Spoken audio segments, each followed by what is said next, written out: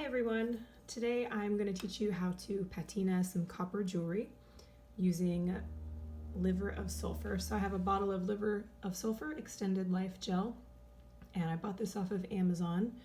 You will also need some baking soda, some very fine steel wool.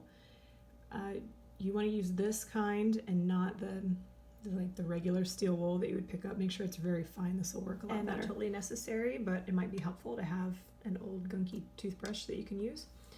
And I have 2 bowls of very hot water. So you want to make sure it's not boiling, but the water is steaming. So it's very hot. And in one of the bowls, actually the bowl doesn't have to be hot. We're going to put some baking soda in one. And I never measure anything, so I don't know, maybe like a tablespoon. I just dump it in there. That was probably a lot.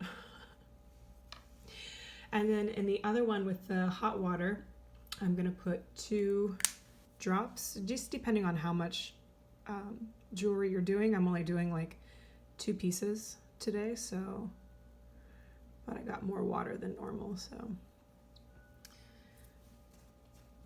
You should make sure you're wearing gloves when you handle this. You don't want to get it on your skin, but I'm just going to be extra careful because I've run out of gloves. I don't have any laying around today, so we'll just be careful. Okay, so we have our liver of sulfur, and it's a lovely yellow color. And be careful because it really stinks. It smells like rotten eggs, so don't get your face right up into it. And this is the piece we're going to patina. So it's a copper piece that started off very shiny, and I made this a few days ago, so it's already started to naturally oxidize or patina on its own. So it started off looking like a brand new shiny penny, and then a few days goes by and it starts to get darker. So I patina all of my copper jewelry because they're going to go through a lot of processes. Like some people want to buy it when it's just really, really shiny. But there's a lot of work and upkeep to keep it like that. You have to keep polishing it. And if you want it to oxidize or patina on its own, it's going to go through a lot of weird stages where I don't always like the look of it. So I always love it how it looks after I patina it using the liver of sulfur. Okay, so we're just going to drop it in. And within a few seconds, if the water is really hot, it's going to start to turn, and I put more water in here than normal, so it's probably really hard to see it. And I'm using a stick because it's my patina stick, as you can see, because it's just what I had laying around. Obviously, like a fork or tongs of some sort would be a lot better to use. And also, don't reuse those items once you've used them to patina anything. Just put them aside. Okay, so you can watch me awkwardly pull this thing out, and it's nice and black, and we're going to drop them into the baking soda and water. So the baking soda and water will stop the oxidation process and neutralize it, and then it's okay to go ahead and pick up, and you can see it's really turned a nice black color.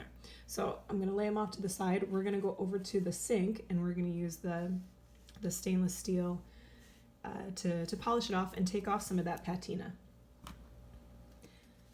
This is another piece that I just finished a couple days ago. It's one of the biggest pieces I've ever made, but it's got a nice lapis stone in there and a lot of work. So I'm going to patina this one, but I started to get a little nervous because there's a lot of layering in here. So it's really going to be a trick to try to polish all of those different layers in there. So we're going to find out, see how it goes. I'm going to drop it in.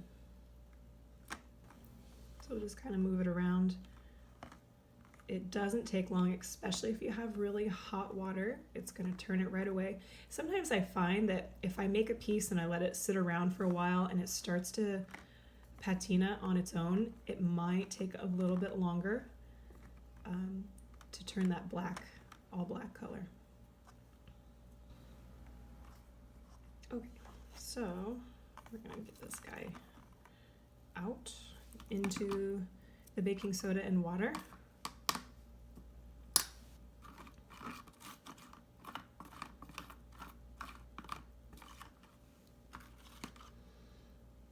And now we'll take them over to the sink and polish them up. Okay, so we're ready to start polishing it. So we have the steel wool. I don't know, does anyone else really hate touching steel wool? Ooh, I can't stand it, but it is necessary. So have a little water running. Again, the piece starting off really dark. I'll get it a little wet and then just start to carefully brush it.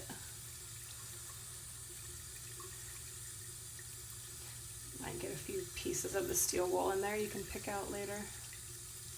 But as you can see, it's going to start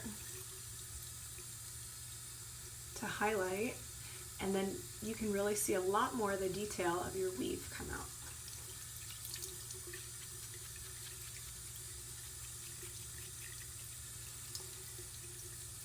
So just take a few minutes, polish it as much as you need. I'm going to finish scrubbing this one and I'll come right back. Okay, before I show you the other one that's all finished, we're going to start on this guy because I'm so anxious to see how this turns out. Hello.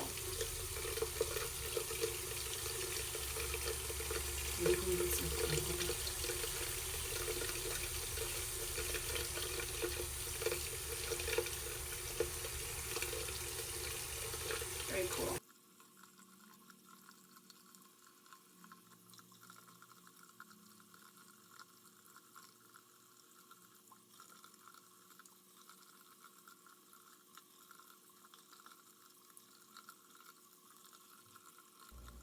All right, so here's our two finished products.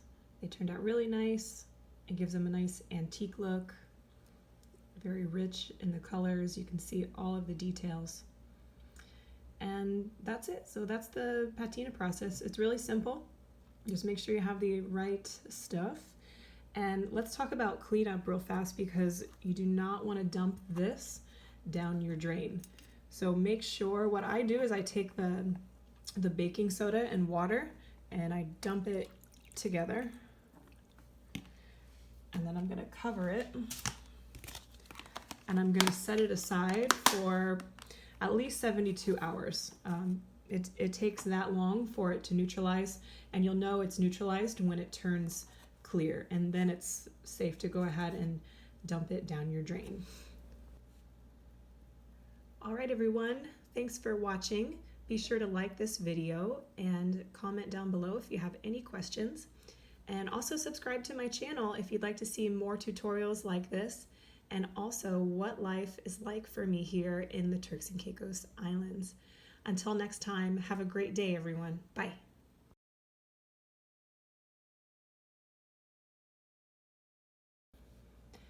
Well, thanks for watching, everybody. That's